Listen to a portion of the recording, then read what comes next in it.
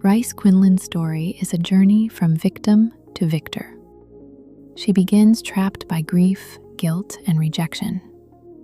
Across Crescent City, she is forced to reclaim her agency, becoming strong enough to survive on her own terms and whole enough to love without losing herself.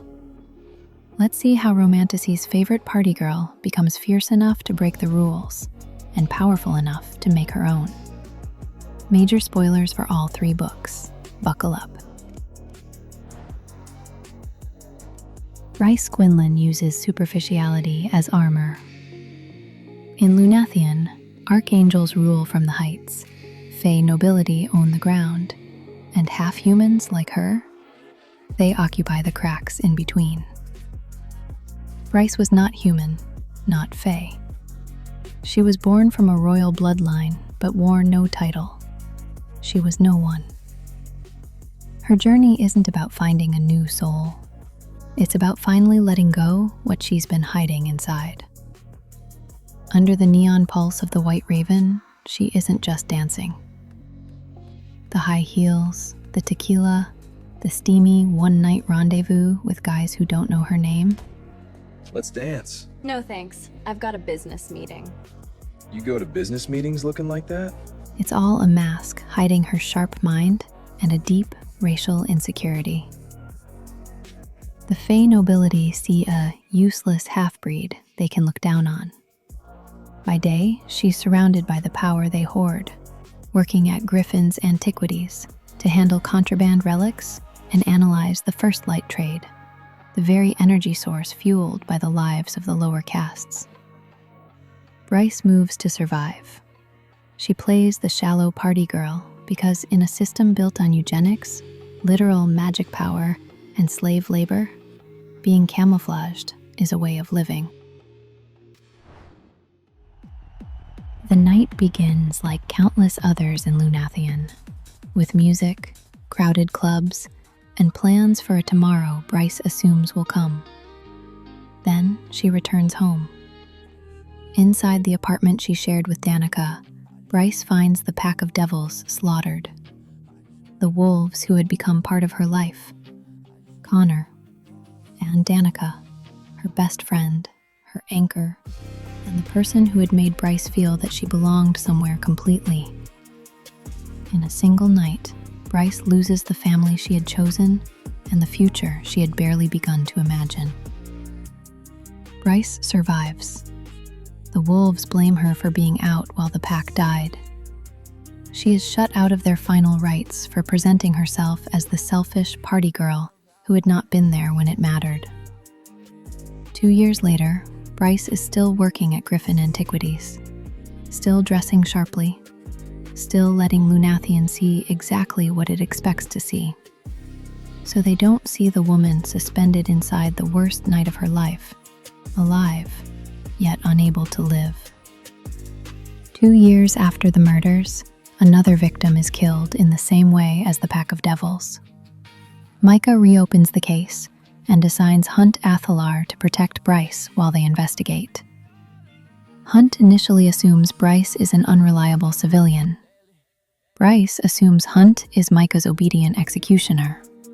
Both are wrong. Bryce knows Danica's habits, contacts, and private life. Through Griffin Antiquities, she also understands relics, magical objects, and the black market operating beneath Lunathion. Hunt brings access to crime scenes, military intelligence, and knowledge of the city's power structure.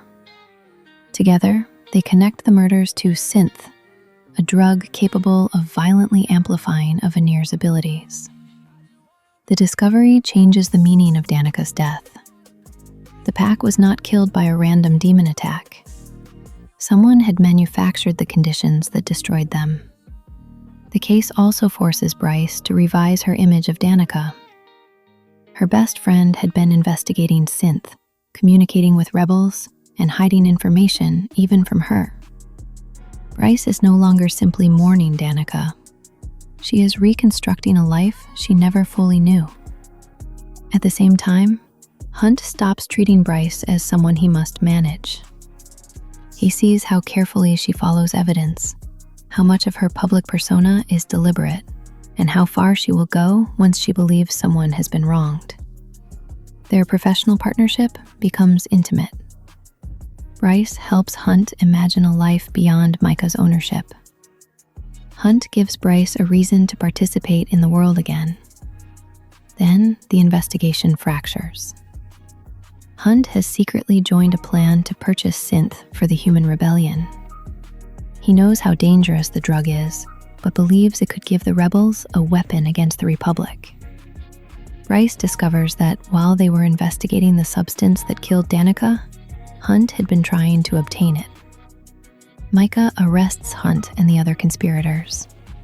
Their deal collapses, Hunt is publicly punished, and Bryce is left with both the murder investigation and the knowledge that the person she had begun to trust had concealed the most important lead from her. She continues following Danica's trail alone. That trail leads back to Griffin Antiquities and to Micah himself. He reveals that he used Synth to turn Danica against the pack of devils. Danica's death was not collateral damage in a wider conspiracy. It was the result of Micah trying to recover the Horn of Luna, an artifact Danica had hidden by grinding it into the ink used for Bryce's tattoo. Bryce has carried the object he was searching for on her back for 2 years. When Micah attacks, Lahaba sacrifices herself to protect Bryce. My friends are with me, and I am not afraid. Bryce responds with the tools available to her: the Godslayer rifle, Griffin Antiquities security system, and the knowledge she gained during the investigation. She kills Micah and destroys his body. But Micah has already activated the horn. Portals open across Lunathion, and demons begin entering the city through all 7 gates. The investigation is over. Bryce knows who killed Danica and why. Now she has to live with that. Bryce arms herself with Danica's sword and Hunt's guns and heads for Asphodel Meadows. The district is largely human, and its residents have little power to defend themselves. At the old square, she reveals the power she has hidden since childhood. Bryce is the stronger Starborn heir. She uses that light to command the horn and close the gate. But 6 portals remain open, and an Asterian missile leaves her buried beneath the square. Hunt reaches her in time to shield her from a second strike, nearly dying in the process. Bryce has one option left: make the drop and release enough first light to heal Hunt and close the remaining gates. She has no living anchor to guide her back. Then Danica answers. Light it up. With Danica as her anchor, Bryce draws on the power stored inside the gates. Her first light travels through Lunathion, closes the portals, and heals the wounded. Danica gives up the final piece of her soul to help Bryce complete the ascent, while Hunt keeps Bryce's body alive long enough for her to return. For 2 years, Bryce was defined by the night she wasn't on duty. Now, the entire city watches her remain outside the shelter and risk everything for people its rulers abandoned. After saving Lunathion, Bryce can no longer remain a private citizen. The Autumn King publicly claims her as his daughter. The Fae give her a royal title and attempt to use her bloodline through an arranged marriage. The Asteri order her to remain quiet and obedient. Bryce refuses at first, but if she doesn't accept power, someone else will continue using it against people like her. Her search through Danica's remaining secrets reveals the scale of the system she is facing. The rulers feed on its magic, harvesting the first light produced by its population while preserving divisions between species and houses. Bryce crosses worlds, recovers the power left by the Starborn line, and unites species. Humans, Fae, angels, shifters, witches, Myr, and the forces of hell fight the Asteri together. After the Asteri fall, Bryce briefly holds the highest Fae authority. Then she abolishes the monarchy. Bryce becomes the last princess because she uses the title to end royalty. Bryce was always intelligent, loyal, and capable. Lunathion simply treated pleasure, femininity, and visible confidence as evidence that she could not be any of those things. At first, Bryce's loyalty belongs to Danica and the small family she has chosen. After their deaths, she withdraws because caring has become inseparable from loss. The investigation gives that grief a purpose. Saving Asphodel Meadows expands her loyalty beyond the people she knows. Fighting the Asteri turns it into responsibility for an entire world. Her mixed heritage leaves her outside the systems that demand purity and obedience. Her Starborn inheritance gives her power inside those systems. Bryce's final choice is to use both positions at once.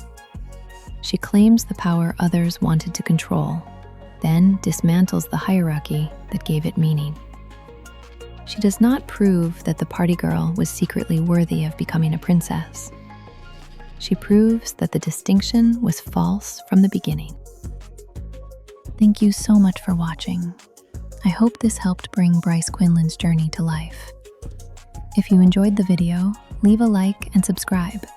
It really helps me keep these romantasy deep dives coming. See you next time.